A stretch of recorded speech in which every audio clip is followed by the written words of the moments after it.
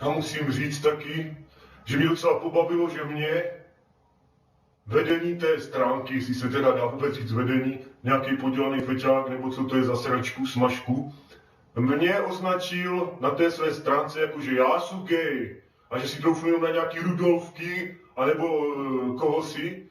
Mně je to směšný, protože právě tenhle člověk, který tady tuhle stránku vede, tak je nejspíš ten největší teplouš na celém světě. To je poznat.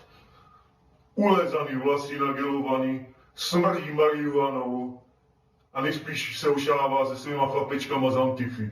A mně bude říkat, že já jsem gay. S prominutím, vážně směšný.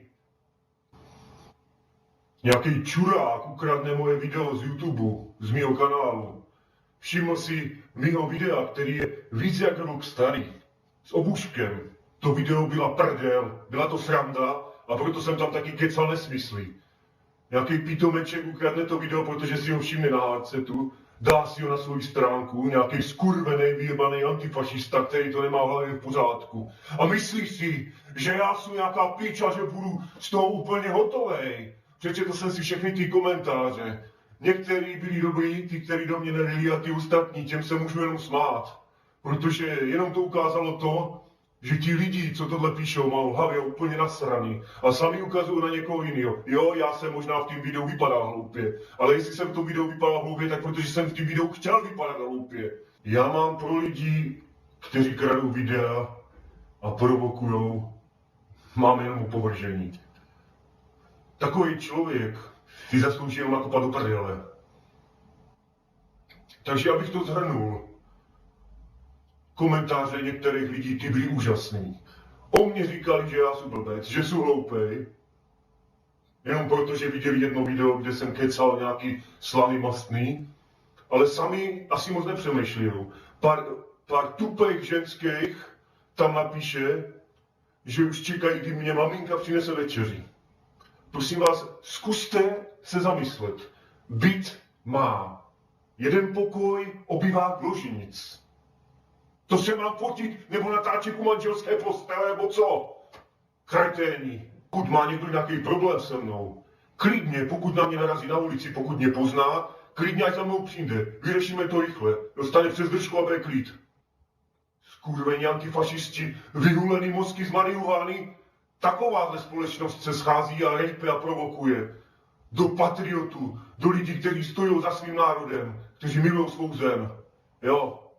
A ono je strašně jednoduchý. Provokovat a nasírat lidi. Ale vy na to jednou dojedete, protože pamatujte si jednu věc. Na každou sviní se vaří voda a na každý prase se nám jde řezník. To si pamatujte. Je to tak.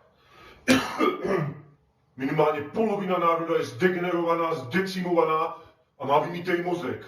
Z televize, z mass médií, z televizních novin, kolik z vás, těch, co tady do mě rejpalo, čumí na stupidní ordinace v Růžové zahradě a na podobné sračky. A s otevřenou hubou sledují televizní noviny, když tam ukazují ty zlí radikály a neonacisty a ty dobrý a hodní policajty s obuškama. Jo. Vy nepoznáte, co je dobro, vy nerozeznáte dobro od zla. A víte, co je nejhorší zlo? Zlo, který se tváří jako dobro. Protože i člověk, který se na vás usmívá, může mít za zádama skrytou hůl, kterou vás pak míhne do palice. Nemáte čest, nemáte hrdost, nemáte nic. Jen z vás nablítí.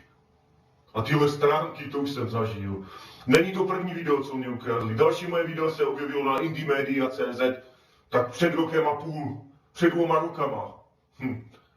Pokud to Antifu baví, pokud to baví skurvené levičáky, smažky a čuráky a všechny protinárodní živlí, provokovat a rejpat a zesměšňovat nacionalismus a všechno kolem toho, tak prosím pokračujte. Já mám z toho srandu. Mě to docela pobavilo.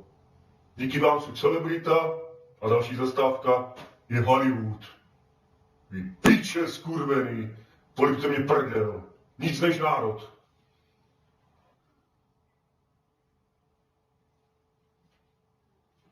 Dementi.